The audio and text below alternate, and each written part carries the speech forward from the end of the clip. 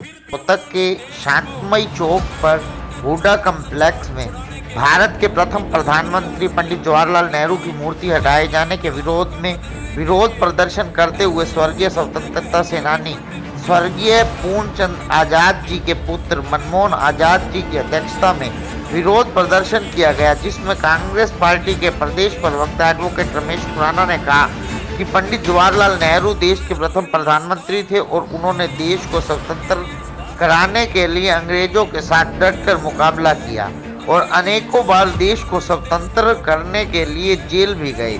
कृतज्ञ राष्ट्र ऐसे राष्ट्रभक्तों का सम्मान करता है और उनकी मूर्ति के साथ छेड़छाड़ करना देशवासियों की भावनाओं के साथ खिलवाड़ है। उन सब का एक ही लक्ष्य है कि इस देश के अंदर ऐसी संचार शक्ति उत्पन्न की जाए कि ये जो गूंगी बहरी संवेदनहीन सरकार भाजपा की सरकार जो कि हमेशा से ही गलत फैसले लेकर जनता को परेशान करने का काम कर रही है, उसको हमने चलता करना है।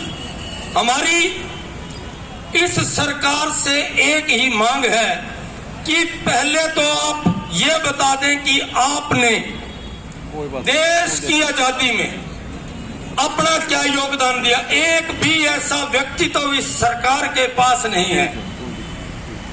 हमारे सरदार वल्लभ भाई पटेल जी की इन्होंने बहुत बड़ी मूर्ति लगाई, बहुत अच्छी बात है। इन्होंने शहीदों का सम्मान किया, इन्होंने देश के उन लोगों का सम्मान किया, लेकिन एक चीज बहुत ही दुख की बात लगती है जब ये हमारा इतिहास बदलने का प्रयास करते हैं। हमारे जवाहरलाल नेहरू जी जिसका एक इतिहास था, जो कि अंग्रेजी हुकूमत से टक्कर लेने के लिए उन्होंने अपना सारा ऐशो आराम पूरा ऐशो आराम त्याग दिया। उन्होंने उस स्थिति में जेल की यातनाएं सही, जिस समय कहते हैं कि लोगों को कार के पहिए भी दिखने बहुत दूर की बात थी, लेकिन इतिहास कहता है कि पंडित जवाहरलाल नेहरू जिस स्कूल में पढ़ते थे उस किसी भी गेट के आगे से वो निकलते, उस गेट के आगे मोतीलाल नेहरू जी हर गेट के आगे एक कार उनके लिए इंतजार कर रही होती थी। अगर उनके पास इतना सब कुछ था, लेकिन फिर भी उन्होंने देश को अंग्रेजों के चंगुल से छुड़ाने के लिए इतना प्रयास किया।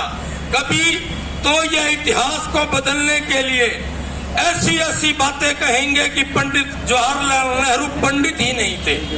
अगर कुछ ऐसा सिस्टम होता तो आज ये देश हिंदुस्तान और पाकिस्तान दो देश न बने होते, क्योंकि पंडित जवाहरलाल नेहरू हिंदुस्तान के लिए हमेशा के लिए, इस भारत के लिए हमेशा के लिए प्रयासरत थे।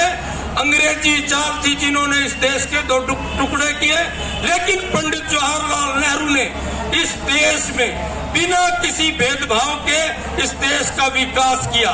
आज 73 साल हो चुके हैं देश को आजाद हुए। देश के अंदर आज भी पंडित जवाहरलाल नेहरू ने जो कार्यक्रम, जो फाउंडेशन स्टोन रखे थे, उसके मुकाबले में कोई भी उनका मुकाबला नहीं कर सकता। उनकी सोच इस देश को आगे ले जाने की थी, इसलिए उन्होंने इंफ्रास्ट्रक्चर पर जोर दिया, ऐसी ऐसी यूनिटें खड़ी की, इस देश का राष्ट्रीयकरण किया।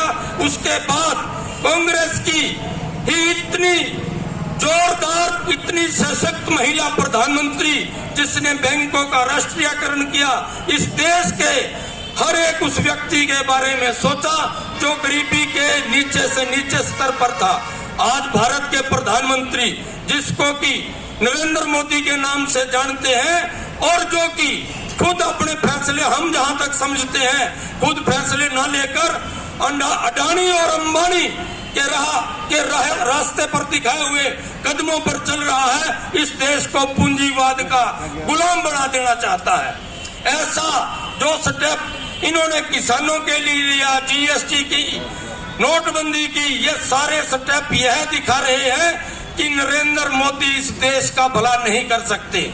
आज हमारे को जरूरत है पहले से भी दुगनी शक्ति एकत्रित कर संगठन को मजबूत बनाकर सारे युवाओं को, क्योंकि आगे आने वाला समय युवाओं का है। और सबसे अच्छी बात है कि भारत युवाओं का देश है। सबसे युवा देश अगर आज इस विश्व में है तो वो भारत है, जिसमें कि युवाओं की सबसे ज्यादा तादाद है। उसके साथ युवाओं को अपना भला समझते हुए इस बीजेपी सरकार के खिलाफ जनता को जागरूक करना होगा। आज विषय है पंडित जवाहरलाल नेहरू की स्टैचू के प्रति हमारा विरोध प्रदर्शन करने का। ये कांग्रेस के प्रति एक सांकेतिक विरोध है। अगर सरकार इसके विरोध हटाने का कोई प्रयास करती है तो सड़कों पर कांग्रेस पार्टी इतना बड़ा हजूम इकट्ठा करेगी कि ये सरकार की चूल हिलाने का काम करेगी। और ये विषय सिर्फ रोहतक शहर का नहीं है, ये विषय हमारी पीढ़ियों दर पीढ़ियों और हमारे वतन की कृतज्ञता का है, क्योंकि पंडित जवाहरलाल नेहरू ने हमारे देश को स्वतंत्र कराने में अपना योगदान दिया। और हम अपनी कृतज्ञता निभाते हुए पंडित जवाहरलाल नेहरू को सल्यूट करते हैं और हम इनकी प्रतिमा के सम्मान के लिए उस सरकार के इस फैसले का विरोध करते हैं। जय भारत, जय हिंद, धन्यवाद।